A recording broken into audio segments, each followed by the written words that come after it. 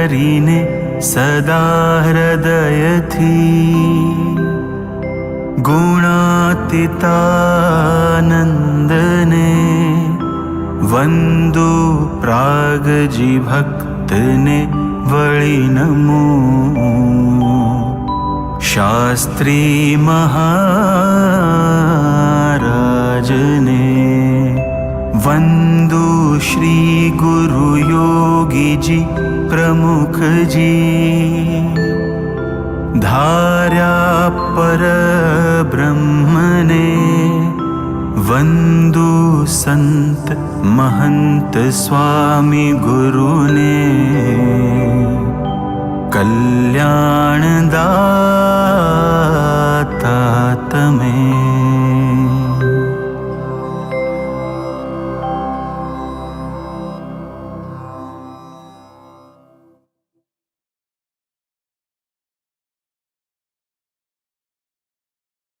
ઉદ્ગીત 1. વરતાલમાં પ્રતિષ્ઠોત્સવ.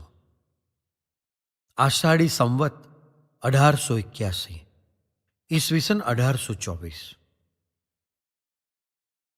આષાઢી સંવત 1881નો કાર્તિક માસ ચાલી રહ્યો હતો.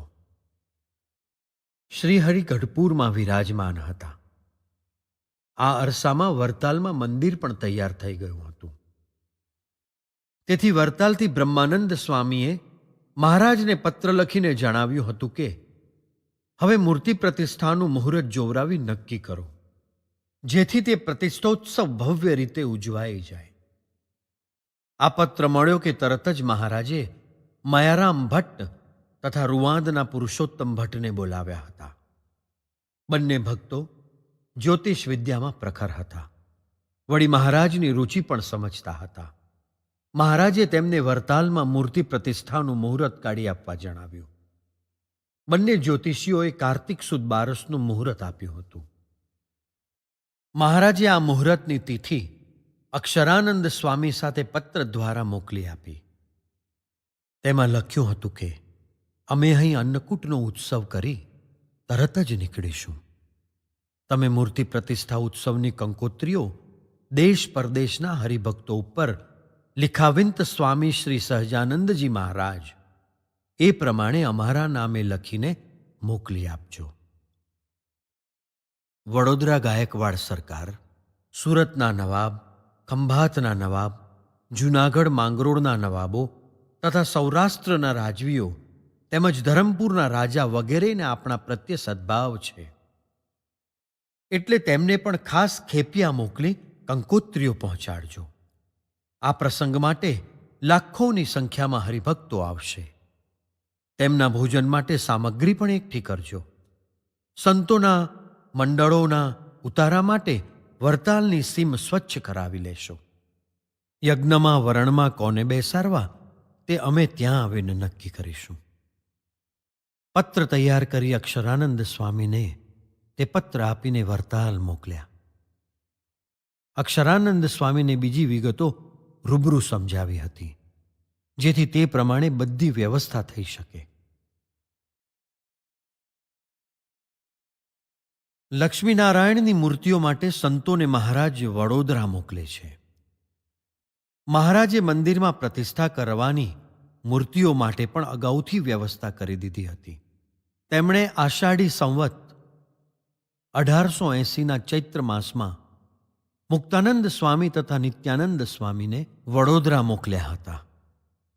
તેમને સૂચના આપી હતી કે ત્યાં માંડવી પાસે એક અમીચંદ વણિક છે. તેના ઘરમાં લક્ષ્મીનારાયણની પુરાતની મૂર્તિઓ તેમના વડવાએ જમીનમાં દાટીને સંતાડી રાખી છે. તેમની પાસે એ મૂર્તિઓની માગણી કરજો. અને અમીચંદ વણિક ઉપર મહારાજે પત્ર પણ લખી આપ્યો હતો.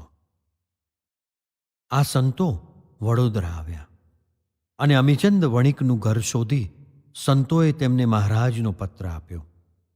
અમીચંદ વણિકને પત્ર વાંચતા જ 25 વર્ષ પહેલા પધારેલા નીલકંઠ વર્ણી સ્વરૂપની સ્મૃતિ તાજી થઈ ગઈ.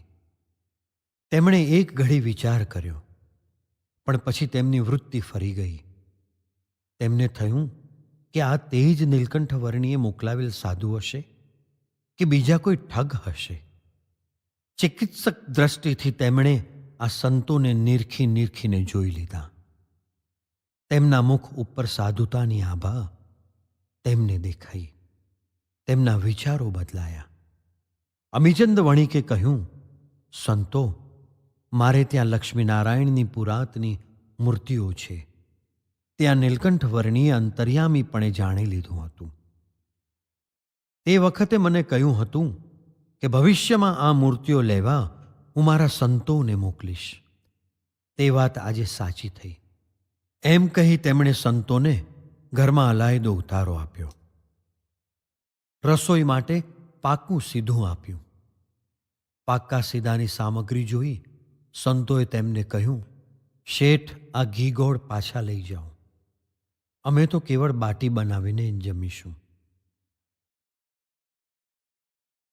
નીલકંઠ વર્ણીને લાડુ જમાડવાનો મારો સંકલ્પ હતો, તે તમે પૂરો કરો.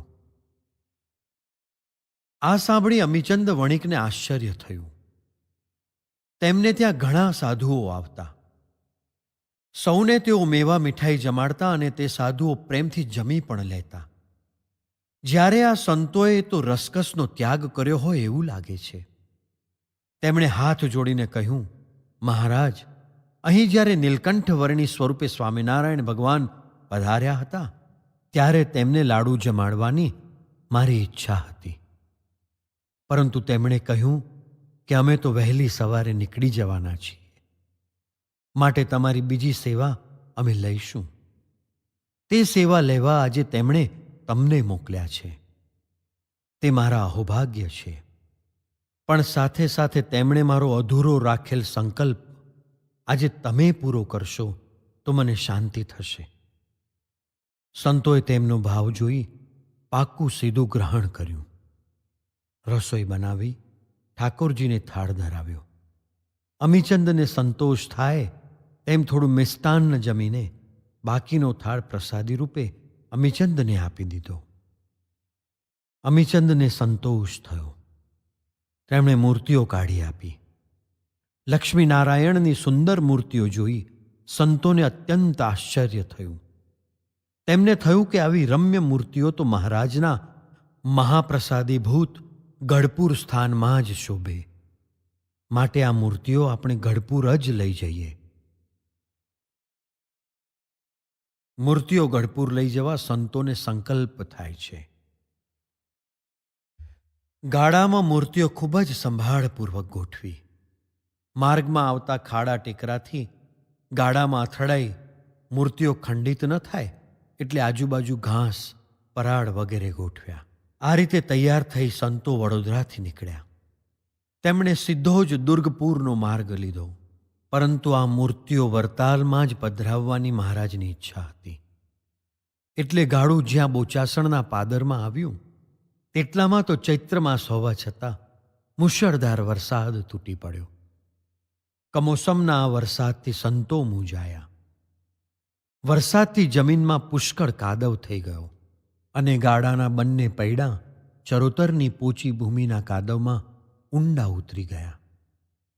બળદગાડું ખેંચી શક્યા નહીં.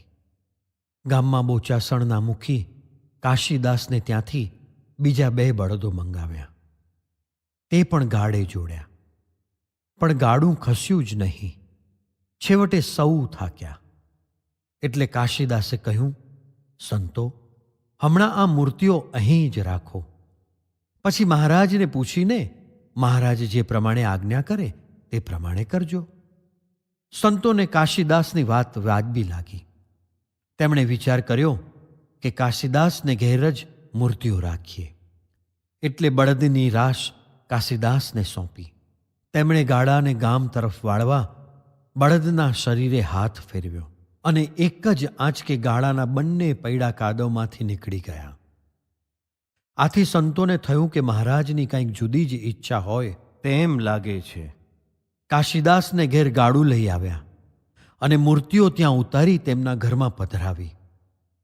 કાશીદાસના અંતરમાં સંકલ્પ થઈ ગયો કે બોચાસણમાં જ મંદિર કરાવી આ મૂર્તિઓ અહીં જ પધરાવવી છે. મૂર્તિઓ બોચાસણમાં મૂકીને આવ્યા છીએ. સંતો બોચાસણથી ગઢપુર આવ્યા. મહારાજને મળ્યા ત્યારે મહારાજે હસતા હસતા તેમને પૂછ્યું, મૂર્તિઓ વરતાલ પહોંચાડી? આ સાંભળી સંતો નીચું જોઈ ગયા. પછી મહારાજને સંતોએ કહ્યું, મહારાજ, લક્ષ્મીનારાયણની સુંદર મૂર્તિઓ જોઈ તે મૂર્તિઓ ગઢપુર લાવી. આ મહાપ્રસાદીના સ્થાનમાં જ્યારે મંદિર થાય ત્યારે પધરાવવી એવી અમારી ઈચ્છા હતી. પરંતુ આપની ઈચ્છાનુસાર જ બધું બને છે, એટલે વરસાદ થવાથી મૂર્તિઓ બોચાસણમાં કાશીદાસ મોટાને ત્યાં મૂકીને અમે અહીં આવ્યા. મહારાજ આ સાંભળી હસ્યા. તેમણે કહ્યું, ગુજરાતના મિષ્ટ આમ્રફળનો રસ જમવાની આ મૂર્તિઓની ઈચ્છા હોય એટલે અહીં અડદની દાળ અને રોટલા જમવા કેમ આવે? સંતો મહારાજની ઈચ્છા સમજી ગયા. મહારાજ સંઘ સાથે વરતાલ પધારે છે. આષાઢી સંવત 1881ના અન્નકૂટનો ઉત્સવ કરીને મહારાજે ગઢપુરના તમામ સંતો તથા હરિભક્તોને પોતાની સાથે વરતાલ આવવાની આજ્ઞા કરી. આ પ્રતિષ્ઠા પ્રસંગે કોઈ હરિભક્ત ઘેર ન રહે તેવી આજ્ઞા કરી. સૌને ઉત્સાહ હતો મહારાજની સાથે રહી દર્શન અને સેવાનો લાભ લેવાનો, પ્રતિષ્ઠા ઉત્સવના અલૌકિક પ્રસંગમાં ભાગ લેવાનો, યજ્ઞ નારાયણના દર્શન કરવાનો અને આ ઉત્સવમાં જે કાંઈ સેવા મળે તે સેવા કરી કૃતાર્થ થવાનો. સૌ તૈયાર થઈ ગયા. દરેક ઘરે ખંભાતી તાળા દેવાઈ ગયા. સૌરાષ્ટ્રના ગામે ગામથી સંઘો ઉપડ્યા. સૌને ઈચ્છા હતી મહારાજના સંઘ સાથે ભળી જવું. તેથી તેમના સંઘની ગતિનો વેગ વધ્યો. બીજી તરફ વરતાલમાં અક્ષરાનંદ સ્વામી મહારાજનો પત્ર લાવ્યા. એટલે તરત જ બ્રહ્માનંદ સ્વામી તથા આનંદ સ્વામીએ મહારાજની સૂચના પ્રમાણે દેશ પરદેશના હરિભક્તો ઉપર કંકોત્રીઓ લખી. આ કંકોત્રીઓ પહોંચાડવા માટે તેમણે ગઢપુરના લક્ષ્મીરામ દેરાસરી, ડોસાભાઈ, બાળકૃષ્ણ, રઘુનાથ, જીવાભાઈ, લાલાભાઈ, હરજીવનભાઈ તેમજ બોટાદના વિપ્રવર્ય મૌનજીભાઈ જેઠાભાઈ ત્રવાડી વગેરેને મોકલ્યા. મહારાજ મુક્તાનંદ સ્વામીને વરતાલ ન આવવા સમજાવે છે. મહારાજે ગઢપુરથી નીકળતા પહેલા મુક્તાનંદ સ્વામીને બોલાવ્યા. તેમને કહ્યું, સ્વામી, આપને શરીરે ઘણી જ કસર છે અને વરતાલમાં માણસનો સમૂહ મોટો થશે. આપને તકલીફ પડશે, માટે આપ વરતાલ ન આવો તો સારું. આ સાંભળી મુક્ત મુનિ વિચારમાં પડી ગયા.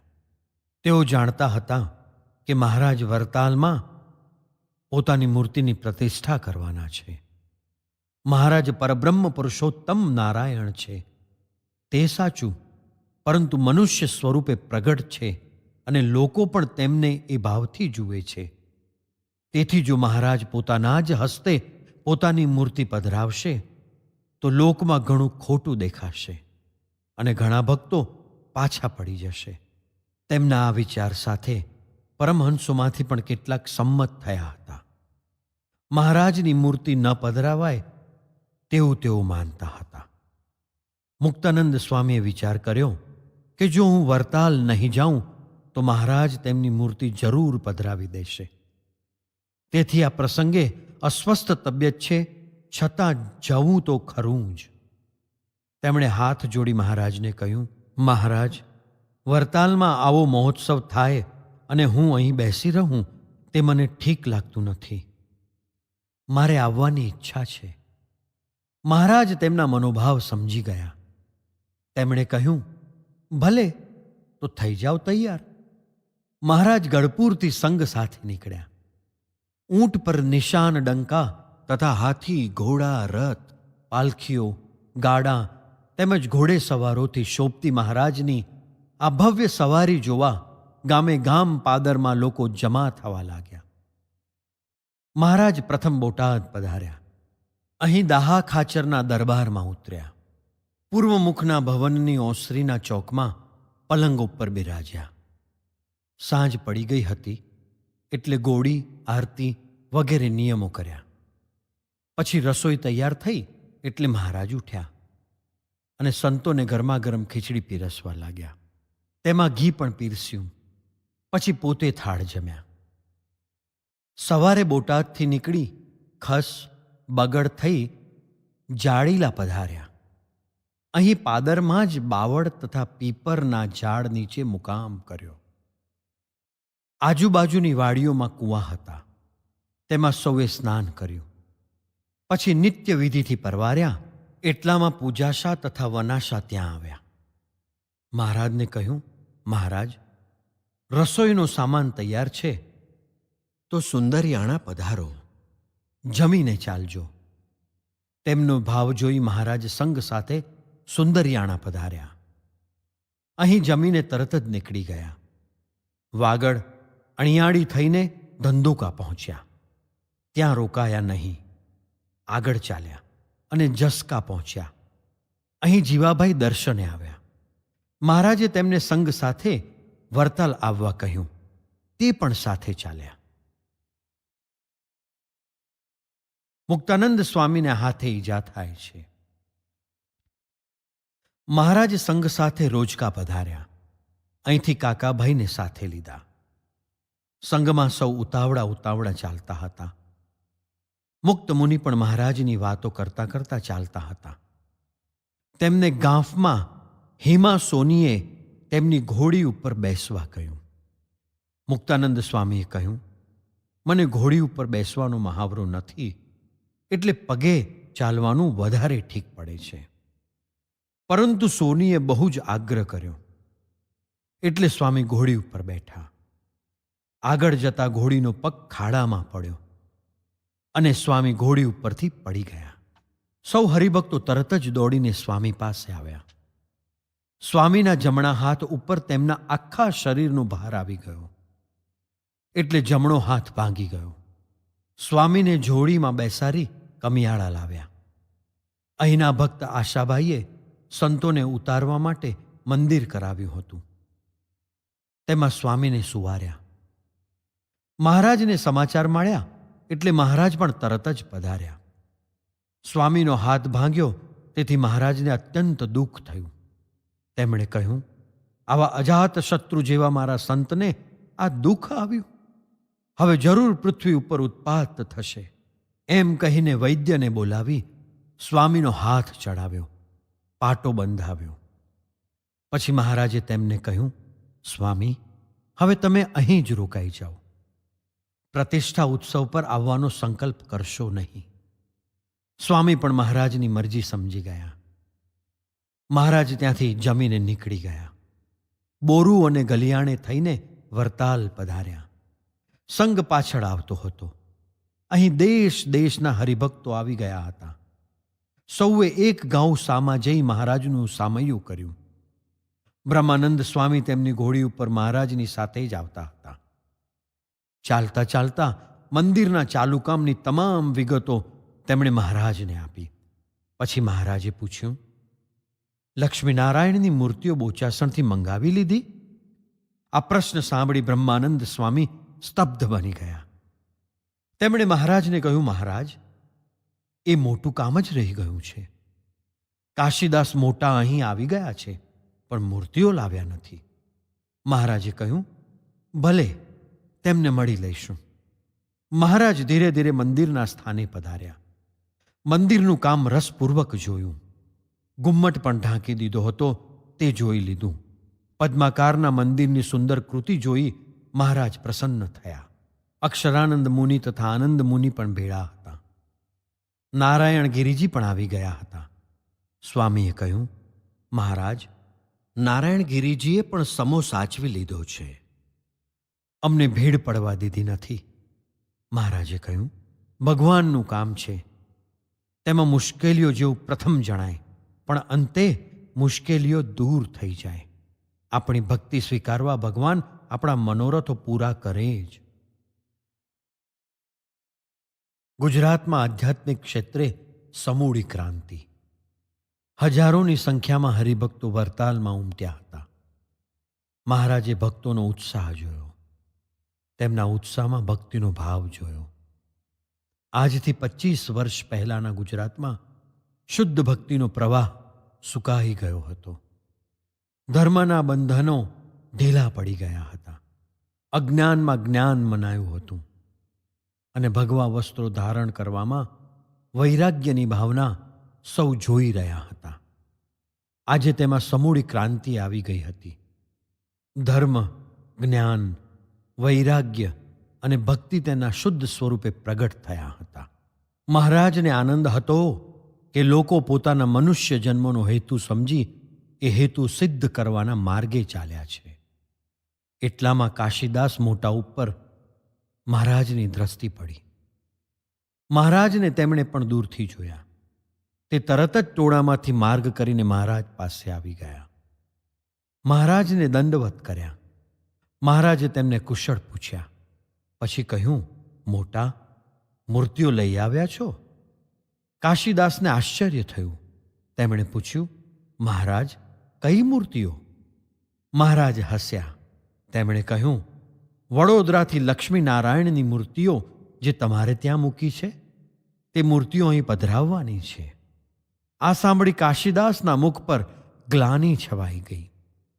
તેમણે હાથ જોડી કહ્યું, મહારાજ દયાળુ, આજે લગભગ 8 માસથી જે મૂર્તિઓ મારે ત્યાં રહી છે, રોજ થાળ આરતી અમે કરીએ છીએ, તે મૂર્તિઓ હવે આપ અહીં પધરાવવા ઈચ્છો છો? મારો તો સંકલ્પ છે કે બોચાસણમાં આપ માંગો એટલી જમીન આપું અને ત્યાં આ મૂર્તિઓ પધરાવો. અમે સ્વયં અમારા ધામ સાથે બોચાસણમાં બેસીશું. મહારાજ તેમના સામું થોડી વાર જોઈ રહ્યા. પછી તેમને ખભે હાથ મૂકીને કહ્યું, મોટા, શ્રીનગરમાં નરનારાયણ દેવની મૂર્તિઓની પ્રતિષ્ઠા કરી ત્યારે અમે તમને શું કહ્યું હતું તે યાદ છે? કાશીદાસને સ્મૃતિભ્રંશ થયો હતો. તે વિચાર કરતા મહારાજ સામું જોઈ રહ્યા. મહારાજે કહ્યું, મોટા, તમારી સ્મૃતિ ઉપર વળગેલા અજ્ઞાનના પડળને ખસેડો, યાદ કરો. કાશીદાસને તરત જ ઝાંખી થઈ ગઈ. તેમણે હાથ જોડી કહ્યું, હા મહારાજ, આપે કહ્યું હતું કે ખોરડા ઉપર બીજનો ચંદ્ર, એ ન્યાયે શ્રી નરનારાયણ પધરાવીએ છીએ. મહારાજ તેમની સતેજ થયેલી સ્મૃતિથી હસ્યા. તેમણે કહ્યું, તો મોટા, અહીં ખોરડા ઉપર ચંદ્ર એ ન્યાય નહીં પણ સાક્ષાત અક્ષર અને પુરુષોત્તમને તમારે ત્યાં બેસાડીએ તો રાજી કે નહીં? આ તો વૈકુંઠના દેવ છે, અમારા વિભૂતિ સ્વરૂપો છે. અમે તો આ સર્વ વિભૂતિઓ અવતારોના કારણ છીએ. અમે સ્વયં અમારા ધામ સાથે મૂર્તિમાન તમારે ત્યાં બેસીશું અને અમારા શુદ્ધ અને સર્વોપરી સ્વરૂપોની ઉપાસનાનો મંગલ પ્રારંભ બોચાસણથી જ થશે અને ત્યાંથી જ પ્રસરશે. બોલો મોટા, હવે શી ઈચ્છા છે? અમારા સ્વરૂપ રૂપ સંત દ્વારા તે કાર્ય થશે. કાશીદાસના અંતરમાં મહારાજના આ શબ્દોથી અત્યંત આનંદ થયો. તેમણે કહ્યું, પ્રભુ, આ તો અનહદ કૃપા કહેવાય, પણ એ ક્યારે થશે? કાળના બંધનોથી અમે પર છીએ, પણ એ થશે જ. મહારાજે ગંભીર ભાવે કહ્યું, પરંતુ મહારાજ, આપના વરદ હસ્તે જ તે સ્વરૂપ બિરાજશે ને? કાશીદાસે મહારાજને કાળના બંધનમાં મૂકવા ફરી પ્રશ્ન પૂછ્યો. આ સાંભળી મહારાજ આકાશ સામું જોઈ રહ્યા. ધીરેથી તેમણે કહ્યું, મોટા, સર્વ કરતા અમે જ છીએ. અમારા સ્વરૂપની યથાર્થ નિષ્ઠાના પડઘા જ્યારે પડશે ત્યારે અમે જ અમારા સ્વરૂપ રૂપ સંત દ્વારા તે કાર્ય કરીશું. સંપ્રદાયનો દિગ્વિજય તો ત્યારે જ થશે. તમારા એ મોટા ભાગ્ય છે મોટા, કે કાર્યની શરૂઆત તમારા પવિત્ર ગામથી જ થશે. બ્રહ્માનંદ સ્વામી, અક્ષરાનંદ સ્વામી, આનંદાનંદ સ્વામી અને ગુણાતીતાનંદ સ્વામી મહારાજના આ શબ્દો સાંભળી રહ્યા હતા. બ્રહ્માનંદ સ્વામીને થયું કે આપણે કાર્ય તો મોટું કર્યું, પરંતુ મહારાજની દ્રષ્ટિમાં એ અધૂરું હોય એમ હવે લાગે છે. પોતાની સાથે મંદિર નિર્માણ કાર્યમાં તન તોડી સેવા કરનાર સંત મૂર્તિ ગુણાતીતાનંદ સ્વામીમાં મહારાજના આ શબ્દોના શા પ્રત્યાઘાત પડ્યા હતા તે જોવા તેમણે તેમની સામું જોયું. સ્વામી મહારાજના શબ્દો સાંભળી મંદ મંદ હસતા હતા. આ વાતનો વિશેષ વિસ્તાર ન થાય તે માટે મહારાજે કાશીદાસને કહ્યું, હમણાં જ તમે બોચાસણ જાઓ અને મૂર્તિઓ લઈ આવો. કાશીદાસે કહ્યું, ભલે મહારાજ, પરંતુ આપના વચન ઉપર વિશ્વાસ રાખી હું જાઉં છું. મહારાજ હસ્યા. તે હાસ્યમાં તેમણે મહારાજની પ્રસન્નતા જોઈ. મહારાજ વાસણ સુથારને ઘેર પોતાના ઉતારે પધાર્યા. મહારાજે અહીં આવી સ્નાન કર્યું. એટલામાં બ્રહ્મચારીએ થાળ તૈયાર કર્યો. મહારાજ તે જમ્યા. ત્યારબાદ બ્રહ્માનંદ સ્વામીને બોલાવીને વર્ણી વિપ્રોની યાદી કરવા જણાવ્યું. બ્રહ્માનંદ સ્વામીએ જેટલા વિપ્રો આ પ્રસંગે આવ્યા હતા તેમના નામોની યાદી તૈયાર રાખી હતી. મહારાજને તેમણે તે યાદી બતાવી. મહારાજે તેમાંથી જે વિપ્રોના નામો બતાવ્યા તેમને વર્ણીમાં બેસાડવાનું નક્કી કર્યું. કલ્યાણ તો અમારી મૂર્તિના સંબંધથી જ થશે. મહારાજે બ્રહ્માનંદ સ્વામીને કહ્યું, આવતીકાલે બોચાસણથી લક્ષ્મીનારાયણની મૂર્તિઓ આવી જશે. ધર્મ, ભક્તિ અને વાસુદેવની મૂર્તિઓ તેમજ વૃંદાવન વિહારી શ્રી કૃષ્ણ અને રાધાની મૂર્તિઓ પણ આવી ગઈ હશે. સ્વામીએ આ સાંભળી કહ્યું, મહારાજ, બધી જ મૂર્તિઓ તૈયાર છે. દક્ષિણ મંદિરમાં આપની મૂર્તિની પણ પ્રતિષ્ઠા થવાની છે, તે પણ તૈયાર છે. મહારાજ તે સાંભળી રહ્યા. પછી સ્વામીએ કહ્યું, મહારાજ, આ વાત જાહેરમાં ચર્ચાય છે.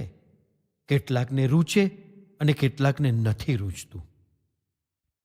તે સાંભળી મહારાજ ગંભીરતાથી કહ્યું, સ્વામી, મનુષ્યની બુદ્ધિ જ એવી છે કે સત્સંગ કર્યા પછી પણ પોતાની બુદ્ધિએ નક્કી કરેલા નિર્ણયોમાંથી મનુષ્ય બહાર આવી શકતો નથી.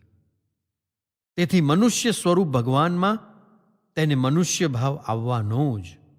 પોતાના નક્કી કરેલા નિર્ણયથી વિરુદ્ધ કામ થાય ત્યારે તેને જરૂર સંકલ્પ વિકલ્પ થવાના જ.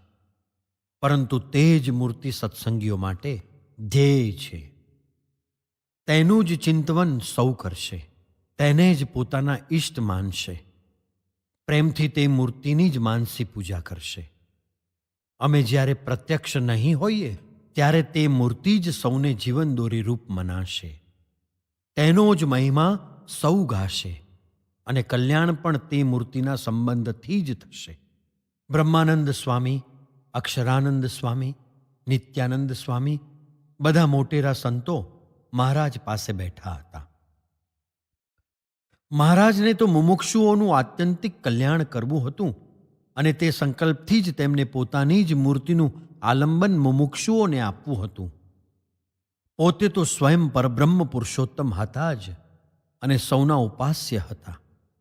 તેથી પોતાનું પૂજન અર્ચન થાય તેવી કોઈ ભાવના તેમને ન હતી. છતાં એ પૂજન અર્ચન મુમુક્ષુઓના આત્યંતિક કલ્યાણ માટે અનિવાર્ય પણ હતું. તેઓ મહામોટો આશય રાખી મહારાજે પોતાની મૂર્તિની પ્રતિષ્ઠા કરવાનો નિર્ણય કરી લીધો હતો. મોટેરા સંતો સમજી ગયા. તેમણે મહારાજને કહ્યું, મહારાજ, આપની ઈચ્છા પ્રમાણે જ થશે. મહારાજ કાંઈ બોલ્યા નહીં. થોડી વારે મહારાજે બ્રહ્માનંદ સ્વામીને કહ્યું, આવતીકાલે યજ્ઞશાળામાં મૂર્તિઓ પધરાવી દેજો. યજ્ઞની વિધિ બાદ શોભાયાત્રા નીકળશે અને ત્યારબાદ મૂર્તિઓ તેમના સ્વસ્થાનમાં બિરાજશે. પછી પ્રતિષ્ઠા વિધિ થશે. સ્વામીએ કહ્યું, ભલે મહારાજ. વળી મહારાજે તેમને કહ્યું, દરેક શિખર ઉપર કયા કયા હરિભક્ત સુવર્ણ કુંભ ચડાવવાના છે, કોણ ધજા ચડાવવાનું છે, તે બધું નક્કી કર્યું છે. તે સાંભળી બ્રહ્માનંદ સ્વામીએ તરત જ કાગળ કાઢ્યો. મહારાજે તે કાગળ જોયો. બ્રહ્માનંદ સ્વામી કાગળ વાંચવા લાગ્યા. પેટલાદના વ્રજલાલ શેઠ મધ્ય મંદિરના શિખર ઉપર સુવર્ણનો કુંભ ચડાવશે. તે શિખર ઉપર ધજા ઉન્નળ રાજા ચડાવશે. બીજા શિખર ઉપર સુરતના હરિભક્તો ધજા ચડાવશે.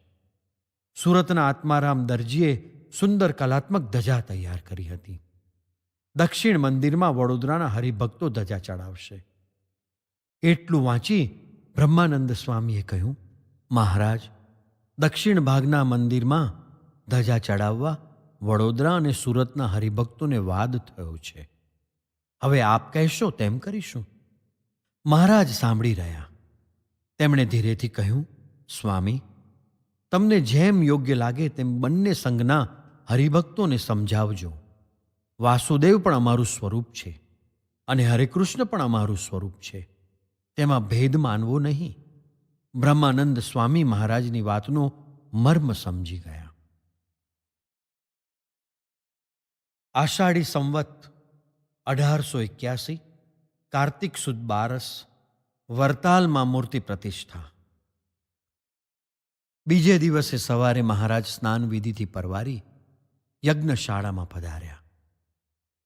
ત્રણેય શિખરમાં સ્થાપિત કરવાની મૂર્તિઓ સિવાય હનુમાન, ગણપતિ તેમજ ઘુમ્મટમાં સ્થાપવાની સૂર્યનારાયણ, નૃસિંહજી, શેષનારાયણ, વરાહ, મત્સ્ય, કચ્છ વગેરે સ્વરૂપોની મૂર્તિઓ પણ યજ્ઞશાળામાં પધરાવી.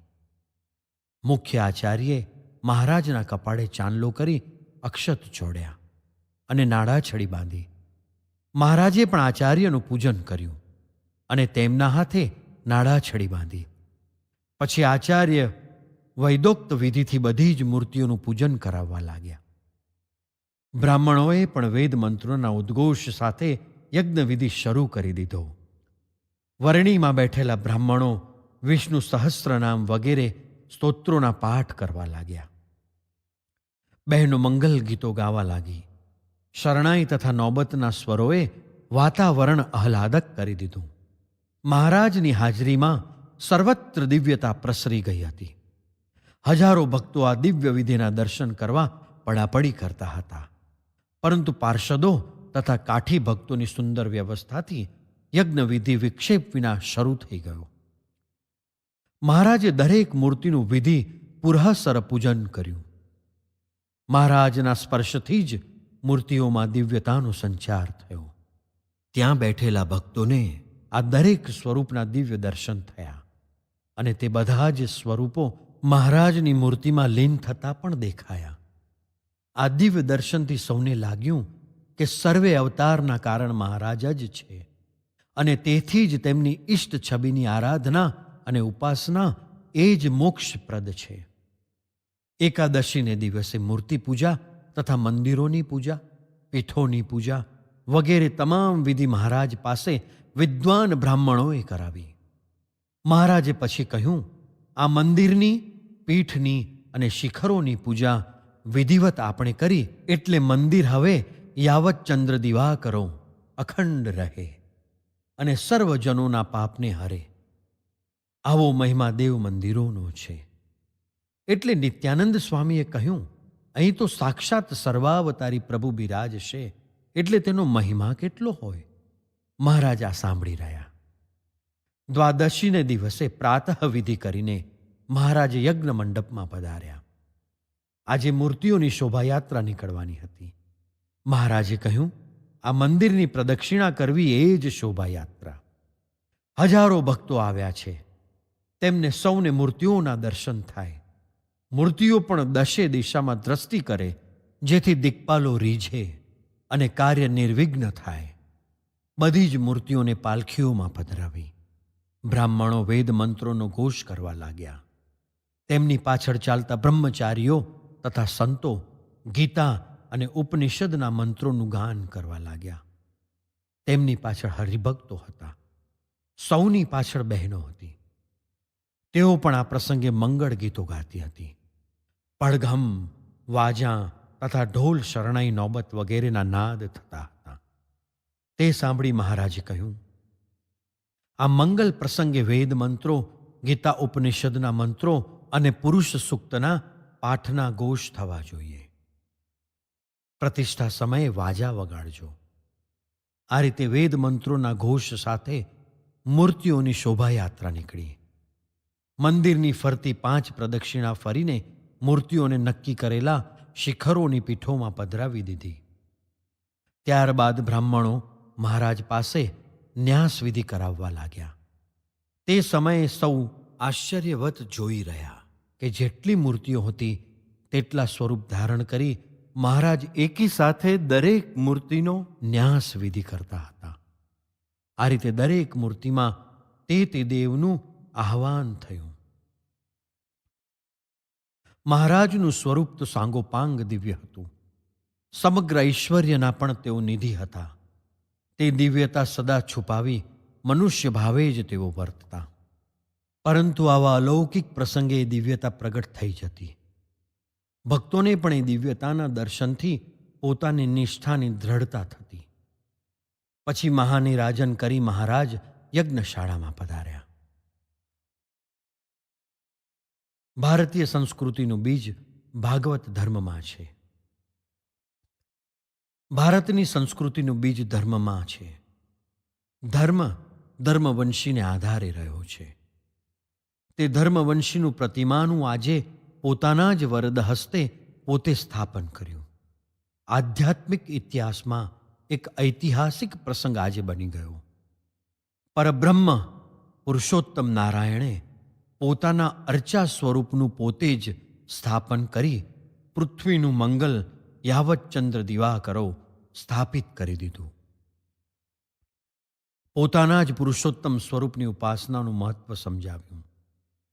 એ ઉપાસનાથી જ અંતરનો અને બહારનો અધર્મ નાશ થશે. એ શુદ્ધ ઉપાસનાની દ્રઢતા કરાવવા પોતે જ પોતાના પરમ ભાગવત સંત દ્વારા પૃથ્વીના મંગલને અખંડિત રાખશે. મુમુક્ષુઓનું આત્યંતિક કલ્યાણ કરશે અને અક્ષરધામની વાટ સદા વહેતી રાખશે. જીવની બુદ્ધિ નાની અને અમારું સ્વરૂપ મોટું. મહારાજ યજ્ઞશાળામાં પધાર્યા અને યજ્ઞની વેદિકામાં નારિયેળ હોમી યજ્ઞની પૂર્ણાહુતિ કરી. સર્વત્ર જય જયકાર થઈ ગયો. લક્ષ્મીનારાયણ દેવની જયનો ઘોષ પડઘા પાડવા લાગ્યો. મહારાજ આ સાંભળી હસ્યા. તેમને થયું કે જીવની બુદ્ધિ નાની અને અમારું સ્વરૂપ મોટું, તે સમગ્ર રીતે જીવની બુદ્ધિમાં કેમ આવી શકે? પરંતુ આજે હવે મંગલ પ્રારંભ કર્યો છે. તેના પાયા ભવિષ્યમાં ઊંડા નંખાશે. પછી શિલ્પીઓને તેમના કાર્યની યોગ્યતા પ્રમાણે શિરપાવ આપી પોતે મંદિરની પશ્ચિમ દિશામાં બેઠક ગોઠવી હતી ત્યાં પધાર્યા. મહારાજ અહીં બિરાજ્યા એટલે તરત જ સંતો હરિભક્તો મહારાજની સન્મુખ આવી સભામાં બેસી ગયા. હજારો ભક્તોની મેદનીમાં કેટલાકને બેસવાની જગ્યા મળી, કેટલાક મહારાજના દર્શન થાય, તેમની વાત સંભળાય તે માટે જગ્યા શોધવા પડાપડી કરવા લાગ્યા. એટલામાં મહારાજે 2 હાથે તાળી પાડી એટલે સૌ સ્વસ્થ થઈ ગયા. ઘોંઘાટ બંધ થયો અને શાંતિ પ્રવર્તી ગઈ. પછી મહારાજે સભાને સંબોધતા કહ્યું, પંચાળામાં મુક્તાનંદ સ્વામીએ સંકલ્પ કર્યો હતો. તેથી અમે પ્રથમ શ્રીનગરમાં, પછી ભુજમાં અને અહીં એમ 3 મંદિરો કર્યા. હજુ પણ બીજા થશે. મુમુક્ષુઓને પોતાનું ઉપાસ્ય સ્વરૂપ ઓળખાય અને તેની ભક્તિ કરે તે ભાવના મંદિર નિર્માણમાં છે. આજે આ મંદિરમાં પ્રતિષ્ઠિત કરેલી વાસુદેવની મૂર્તિ તે અમારું બાલ સ્વરૂપ છે. હરિકૃષ્ણની મૂર્તિ એ અમારું પ્રત્યક્ષ સ્વરૂપ છે. પરંતુ તે બંને મૂર્તિઓમાં ભેદ માનવો નહીં અને તે મૂર્તિનું જ ધ્યાન, ભજન અને ઉપાસના કરવા. અન્ય અવતારોની મૂર્તિઓ અહીં સ્થાપી છે તે અમારા વિભૂતિ સ્વરૂપો છે. માટે તેમનું પૂજન અર્ચન પણ ભક્તિભાવથી કરવું. એટલું કહીને મહારાજે બ્રહ્મચારી નારાયણાનંદ તથા માધવાનંદને બોલાવ્યા. રણછોડ ભક્તને પણ બોલાવ્યા. મહારાજે તેમને કહ્યું, તમે નૈષ્ઠિક બ્રહ્મચારી છો, જીતેન્દ્રિય છો, એટલે તમારે હવે આ સ્થાનમાં રહી અહીં આ દેવનું પૂજન અર્ચન ભક્તિભાવથી કરવાનું છે, જેથી અમે આહવાન કરેલી વિભૂતિ તે મૂર્તિમાં પ્રગટ રહે. વરતાલમાં 3 દિવસથી મૂર્તિ પ્રતિષ્ઠા વિધિ પ્રસંગે પાઠાત્મક અને હોમાત્મક યજ્ઞ ચાલતો હતો. બ્રાહ્મણોને બંને પ્રકારે આનંદ હતો. પાઠાત્મક યજ્ઞમાં દક્ષિણા મળતી, હોમાત્મક યજ્ઞમાં ભોજન મળતું. મહારાજે સર્વ પ્રકારે ભંડાર ખુલ્લા મૂકી દેવાની આજ્ઞા કરી હતી. પોતે જાતે પીરસતા અને સૌને અમૃતમય પ્રસાદી જમ્યાનો આનંદ થતો. વરતાલવાસીઓને આશ્ચર્ય થતું કે મંદિરના કામમાં જ્યાં પગલે પગલે નાણાંની ભીડ પડતી, ત્યાં આજે લાખો મનુષ્યોને જમાડવાની સામગ્રી ક્યાંથી આવી રહી છે. પરંતુ જેમને આશ્રય રિદ્ધિ અને સિદ્ધિ રહ્યા છે, તે પરમાત્માની લીલા સદા અકળ જ હોય છે. મહારાજે બ્રહ્માનંદ સ્વામી તથા અન્ય સદ્ગુરુઓને કહ્યું હતું, પૂનમ સુધી બ્રાહ્મણોને અન્નાર્થીઓને જમાડવા, ત્યાં સુધી હોમાત્મક યજ્ઞ ચાલુ રાખવો. મહારાજ સુરત પધારે તો જ અમે સમાધાન કરીએ. પછી બ્રહ્માનંદ સ્વામીએ મહારાજને કહ્યું, મહારાજ, દક્ષિણ શિખર ઉપર ધજા ચડાવવા માટે સુરતના ભક્તો અને વડોદરાના ભક્તોમાં જે ખેંચતાણ થતી હતી તેનું સમાધાન કરી દીધું. એટલે વડોદરાના ભક્તોએ તે ધજારોપણ કર્યું. પરંતુ સુરતના ભક્તોએ એવી શરત કરી છે કે મહારાજ જો સુરત પધારે તો જ અમે સમાધાન કરીએ. તેમની શરતથી હું બંધાયો છું. તેથી આપને અનુકૂળતાએ સુરત પધારવું પડશે. મહારાજ ભક્તોની ભાવનાથી પ્રસન્ન થયા. તેમણે કહ્યું, ભલે સુરત જઈશું. તેમને સૌને કહો કે સુરત જાય અને તૈયારી કરે. બ્રહ્માનંદ સ્વામીને આ સાંભળી આનંદ થયો. મહારાજ પાટ ઉપર બિરાજ્યા હતા એટલે જુદા જુદા દેશથી આવેલા હરિભક્તોના સંગે મહારાજની આ શુભ પ્રસંગે પૂજા કરી. ભેટ ધરવા આજ્ઞા માંગી. મહારાજે તરત જ કીધું, ભલે, તમારો એ મનોરથ પણ પૂર્ણ કરીએ. એટલે દેશ અને ગામવાર હરિભક્તોના સંગ આવવા લાગ્યા. મહારાજનું પૂજન કરી કોઈક થાળ ભરી રૂપિયા મૂકતા તો કોઈ વસ્ત્રો અલંકારો મૂકતા. થોડી વારમાં મહારાજ પાસે વસ્ત્ર, અલંકાર અને રૂપિયાના ઢગલા થઈ ગયા. એટલામાં તો બુરાનપુરનો સંઘ આવ્યો. તેમણે મહારાજની પૂજા કરી. બહુ જ કિંમતી પોશાક મહારાજને ધરાવ્યા. સાથે સાથે વેઢ, વીંટી, કડા, સાંકડા, ઉતરી વગેરે સુવર્ણના ઘરેણાં પણ ધરાવ્યા. મહારાજ તે પોશાક જોઈ પ્રસન્ન થયા. બ્રહ્માનંદ સ્વામીએ તે જોયું.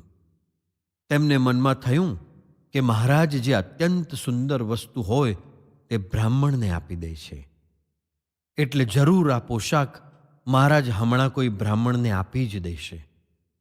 તેમણે તે પોશાક તરત જ લઈ લીધો. મહારાજે પૂછ્યું, કેમ આજ પોશાક લઈ લીધો? ત્યારે તેમણે કહ્યું, કાલે આપને પહેરાવો છે એટલે. મહારાજ કાંઈ બોલ્યા નહીં, પરંતુ મનમાં હસ્યા. નારાયણ અને નરની મૂર્તિઓ બુરાનપુર અને નિમાડ જાય છે. પછી બુરાનપુરના હરિભક્તોએ મહારાજને પ્રાર્થના કરતા કહ્યું, મહારાજ, અમે દૂર દેશમાં રહીએ છીએ, તેથી ગુજરાતમાં દર્શન માટે વારંવાર ન અવાય. તેથી આપ જો આ નારાયણની મૂર્તિ અમને આપો તો અમે લક્ષ્મીજીની સાથે તે અમારે ગામ પધરાવીશું અને નિત્ય દર્શન અને સેવાનો લાભ લઈશું. મહારાજ તેમની માગણીથી પ્રસન્ન થયા. તે વાત સાંભળી નિમાડ દેશમાં ધર ગામના ભક્તોએ પણ મહારાજ પાસે નરની મૂર્તિની માગણી કરી. તેમણે કહ્યું, મહારાજ, આ પ્રસાદીની મૂર્તિ છે. ઘણા વર્ષો આપે પૂજેલી છે. તે અમને મળે તો તેનું નારાયણ નામ ઠરાવી લક્ષ્મીજી તેમની સાથે પધરાવીએ, એટલે અમને પણ દર્શન, પૂજન અને સેવાનો લાભ મળે.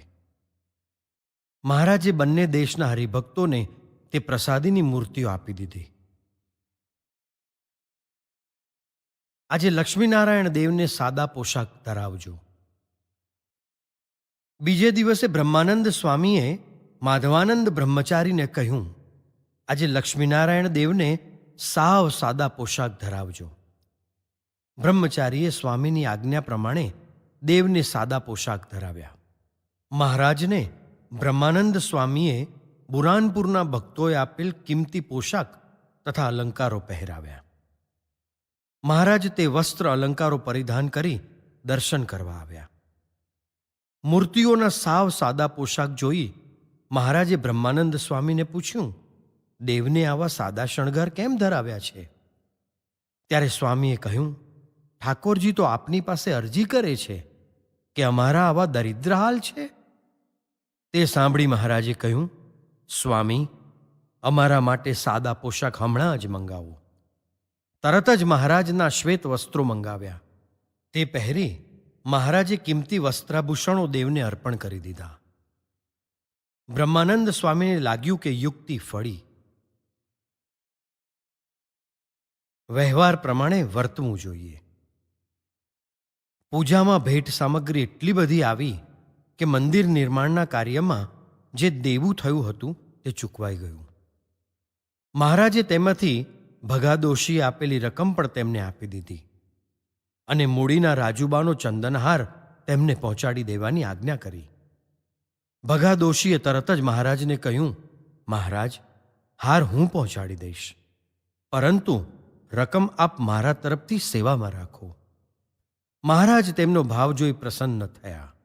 પછી કહ્યું, શેઠ, આ તો વ્યવહાર છે, એટલે તે પ્રમાણે વર્તવું જોઈએ. તમે સેવા ઘણી કરો છો અને વળી ભવિષ્યમાં પણ તમારી પાસેથી સેવા લેવાની છે, માટે આ રકમ તો તમારે લેવી જ પડશે. મહારાજની આ આજ્ઞા હતી.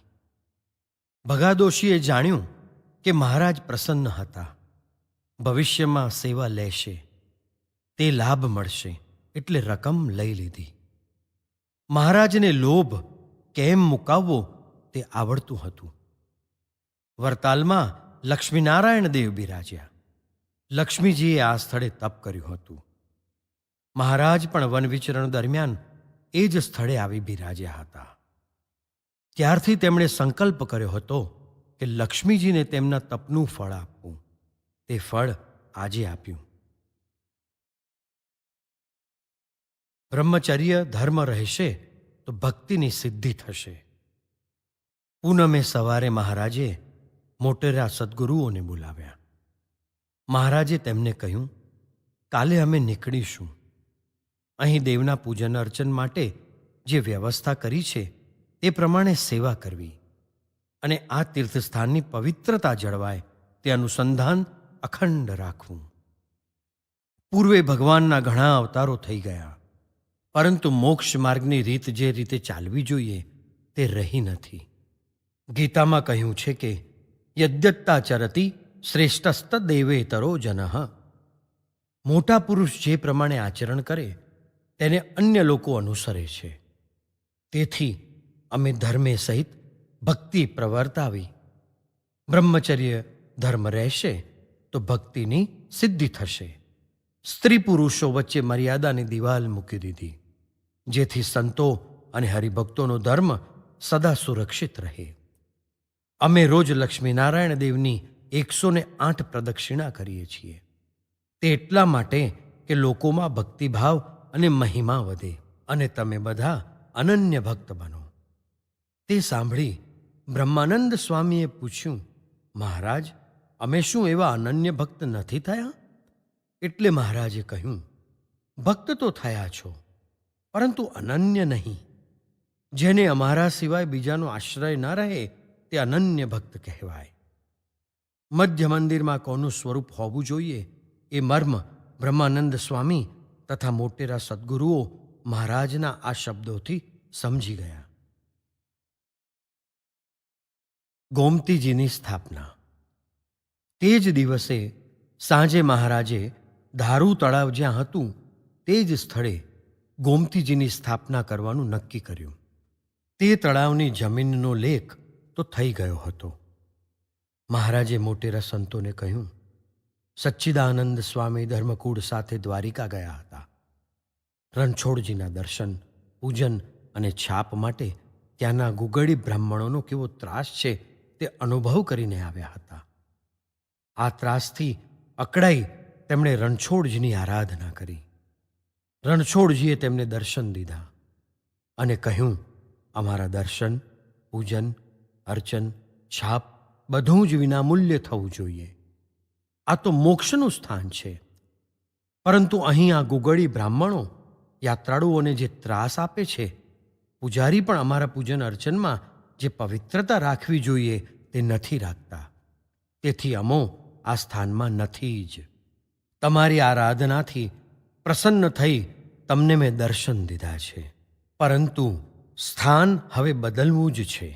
એટલે રણછોડજીને અહીં પધરાવીશું અને ગોમતીજીની પણ સ્થાપના કરવી છે. તે કામ માટે હવે તૈયારી કરજો. સંપ્રદાયની પુષ્ટિ સાહિત્યથી થાય. પછી બ્રહ્માનંદ સ્વામીને કહ્યું, સ્વામી, તમે તો તમારું તમામ કળા કૌશલ્ય આ મંદિર નિર્માણ કરવામાં વાપરી દીધું છે. બહુ જ ભક્તિભાવથી કાર્ય કર્યું છે. પરંતુ તમારા જેવા વિદ્વાન કવિરાજ આ કાર્યમાં જ જો પ્રવૃત્ત બની રહે તો પછી સંપ્રદાયની પુષ્ટિ જે સાહિત્યથી થવી જોઈએ તે અટકી જાય. અમારા સ્વરૂપના મહિમાના ભક્તિના જે કીર્તનો તમે રચતા હતા તે કામ કેટલાય સમયથી બંધ થઈ ગયું છે. એટલે હવે તમારે અમારી સાથે જ રહેવાનું છે. બ્રહ્માનંદ સ્વામી મહારાજનો હેતુ સમજી ગયા. ગઢપુરમાં સભામાં જ પોતે કહ્યું હતું, સ્વામી, અમે તમારી માતા બનીશું, તમને સાચવીશું, કોઈ રીતે તમને કષ્ટ નહીં પડવા દઈએ. આજે ખરેખર મહારાજ મારી રક્ષા કરી રહ્યા છે. તેમણે તરત જ કહ્યું, ભલે મહારાજ, મારે તો આપની આજ્ઞા એ જ જીવન છે. હું આપની મૂર્તિ સિવાય બીજે ક્યાંય બંધાવા ઈચ્છતો નથી. મારી જોડી મેં તૈયાર જ રાખી છે. મહારાજ તેમની સરળતાથી આજ્ઞા પાળવાની તત્પરતાથી પ્રસન્ન થયા.